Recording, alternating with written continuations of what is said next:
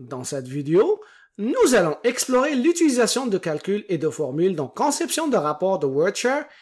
Une fois que vous aurez visionné cette vidéo, vous serez en mesure d'exécuter des calculs de somme, de total ou de moyenne dans un rapport, d'insérer des sauts pour calculer des sous-totaux et de créer des formules simples. Certaines personnes choisissent d'exporter les rapports puis d'effectuer les calculs dans Microsoft Excel. Pour plus d'informations sur l'exportation de rapports, veuillez vous référer à la vidéo intitulée « Options d'exportation ». Cela dit, l'exécution des calculs directement dans Conception de rapport offre plusieurs avantages. Par exemple, pour un rapport que vous comptez sauvegarder et exécuter de nouveau, effectuer les calculs dans Conception de rapport vous évite de répéter cette opération à chaque fois. Pour effectuer des calculs dans Conception de rapport, votre nom d'utilisateur doit avoir un rôle Création de rapport et vous devez avoir le rapport en mode Conception.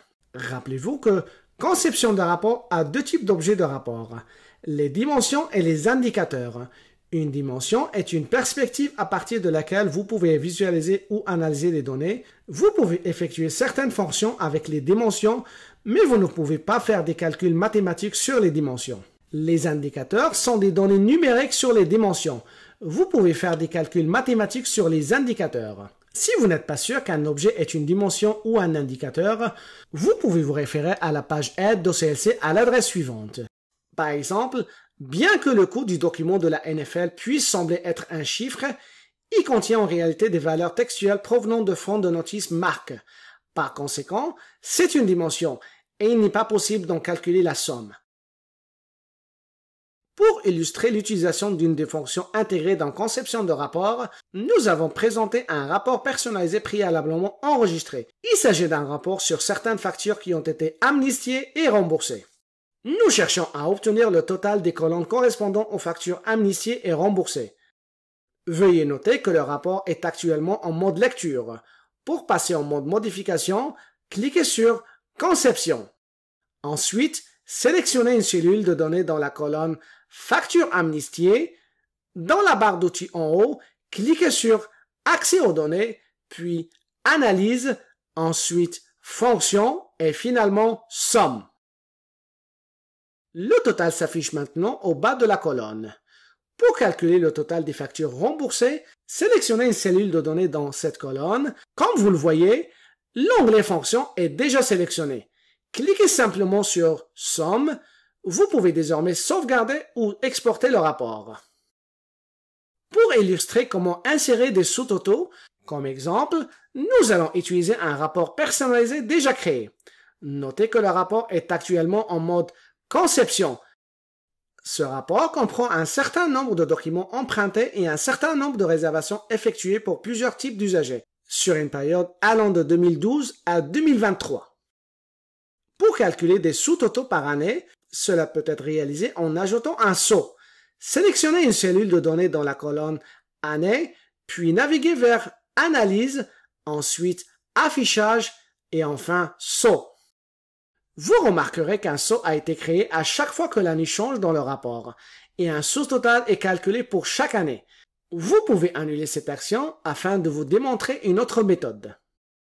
Sélectionnez les cellules de données dans la colonne Année, puis faites un clic droit et sélectionnez Saut, ensuite ajoutez un saut. Vous pouvez également annuler cette action pour pouvoir vous démontrer un sous-total différent. Notez que ce rapport est actuellement trié par année. Cette fois-ci, nous souhaitons obtenir des sous-totaux par type d'usager. Sélectionnez les cellules de données dans la colonne Type d'usager, puis ajoutez un saut, soit à partir de la barre d'outils, soit à partir du menu contextuel. Vous verrez maintenant que nous avons des sous-totaux par type d'usager, même si le rapport initial était trié sur une autre colonne. Pour illustrer comment créer une formule simple, nous utilisons un rapport personnalisé sur l'activité des réservations. Observez que le rapport est actuellement en mode Conception. Nous souhaitons calculer le pourcentage des réservations remplies que les usagers viennent effectivement récupérer. Vous pouvez ajouter une nouvelle colonne dans le rapport pour afficher cette information. Cependant, le calcul doit encore être effectué. Pour commencer, sélectionnez une cellule de données dans cette colonne. Ensuite, dans la barre de formule, cliquez sur le bouton « Ajouter une formule », Le pourcentage peut être calculé en divisant les réservations récupérées par les réservations remplies. Dans l'éditeur de formules, sous la rubrique « Objets disponibles », faites un double-clic sur « Réservations récupérées ». Dans la section « Opérateurs disponibles », choisissez le signe de division représenté par une barre oblique. Sous « Objets disponibles », faites un double-clic sur « Réservation remplie ». En option, vous pouvez valider la structure de la formule en cliquant sur le crochet vert. Comme la formule est correctement définie, cliquez sur OK, puis à nouveau sur OK. Le chiffre calculé est désormais affiché dans la colonne. Bien que vous auriez pu saisir la formule manuellement, utiliser un éditeur de formule est plus aisé. Pour convertir les chiffres de cette colonne en pourcentage, assurez-vous que la colonne est sélectionnée.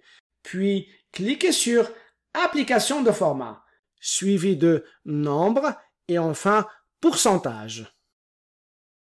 Consultez la section « Aide et documentation d'OCLC » à l'adresse suivante pour de la documentation, des formations, ainsi que les coordonnées du service d'assistance technique OCLC de votre région. Merci pour votre attention.